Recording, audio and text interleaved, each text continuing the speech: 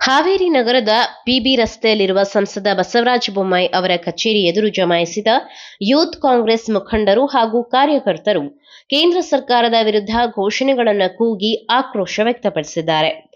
Neat ಪರೀಕ್ಷೆಯಲ್ಲಿ ನಡೆದಿರುವ ಅವ್ಯವಸ್ಥೆ ಲಕ್ಷಾಂತರ ವಿದ್ಯಾರ್ಥಿಗಳ ಭವಿಷ್ಯಕ್ಕೆ ಧಕ್ಕೆ ತಂದಿದೆ ಎಂದು ಆರೋಪಿಸಿದ ಪ್ರತಿಭಟನಾಕಾರರು ಪ್ರಶ್ನೆ ಪತ್ರಿಕೆ ಸೋರಿಕೆ ಪ್ರಕರಣವನ್ನು ಗಂಭೀರವಾಗಿ ಪರಿಗಣಿಸಿ ತಪ್ಪಿತಸ್ಥರ ವಿರುದ್ಧ ಕಠಿಣ ಕ್ರಮ ಕೈಗೊಳ್ಳಬೇಕು ಎಂದು ಒತ್ತಾಯಿಸಿದ್ದಾರೆ. ವಿದ್ಯಾರ್ಥಿಗಳ ಕನಸುಗಳ ಜೊತೆ ಆಟವಾಡಬೇಡಿ, ಪಾರದರ್ಶಕ ಪರೀಕ್ಷಾ ವ್ಯವಸ್ಥೆ ಜಾರಿಗೆ ಬರಲಿ ಎಂದು ಆಗ್ರಹಿಸಿದ ಪ್ರತಿಭಟನಾಕಾರರು ಕೇಂದ್ರ ಸರ್ಕಾರ ಮತ್ತು ಪರೀಕ್ಷಾ ಸಂಸ್ಥೆಗಳ ನಿರ್ಲಕ್ಷ್ಯದಿಂದ ವಿದ್ಯಾರ್ಥಿಗಳು ಮಾನಸಿಕ ಒತ್ತಡಕ್ಕೆ ಒಳಗಾಗುತ್ತಿದ್ದಾರೆ ಎಂದು ಕಿಡಿಕಾರಿದ್ದಾರೆ. ಈ ಕುರಿತು ಮಾತನಾಡಿದ ಯೂತ್ ಕಾಂಗ್ರೆಸ್ ಮುಖಂಡರು, ದೇಶದ ಪ್ರಮುಖ ಸ್ಪರ್ಧಾತ್ಮಕ ಪರೀಕ್ಷೆಯಾದ ನೀಟ್ನಲ್ಲಿ ನಡೆಯುತ್ತಿರುವ ಅಕ್ರಮಗಳು ಶಿಕ್ಷಣ ವ್ಯವಸ್ಥೆಯ ಮೇಲಿನ ನಂಬಿಕೆಯನ್ನ ಕುಂದಿಸುತ್ತಿದೆ ಎಂದು ಆರೋಪಿಸಿದ್ದಾರೆ.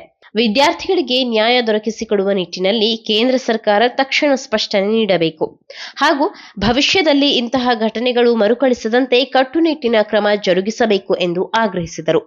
ಪ್ರತಿಭಟನೆ ವೇಳೆ ಕೆಲಕಾಲ ಸ್ಥಳದಲ್ಲಿ ಉದ್ವಿಗ್ನ ವಾತಾವರಣ ನಿರ್ಮಾಣವಾಗಿದ್ದು ಪೊಲೀಸರು ಭದ್ರತೆ ವಹಿಸಿದ್ದರು.